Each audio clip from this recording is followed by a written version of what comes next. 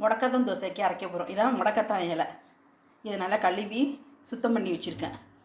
இதுக்கு இலையாக ஆஞ்சி வச்சுருக்கணும். ஆஞ்சி சுத்தம் பண்ணி வச்சுருக்கேன். இதுக்கு வந்து நான் 3/4 படி அரிசியும் வெந்தயத்தையும் 3 மணி நேரம் போட்டு ஊற வச்சுருக்கேன். இதை அரைச்சி 1.5 ஸ்பூன், 3/4 படி அரிசிக்கு வந்து 1.5 ஸ்பூன் வெந்தயம் போட்டிருக்கேன். இதை அரைச்சி எப்படி மாவுன்னு காமிக்கிறேன் உங்களுக்கு. நேற்று அரைச்ச முடக்கத்தான் தோசை உப்பு போட்டு அரைச்ச மாவு இப்போ நல்லா பொங்கி வந்திருக்கு பாருங்கள். இதை இனிமேல் தோசையாக ஊற்றி காமிக்கிறேன் உங்களுக்கு.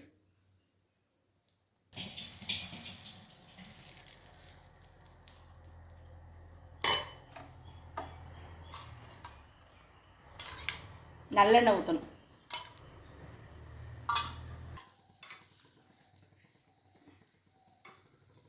முடக்கத்தான் தோசை ரெடி.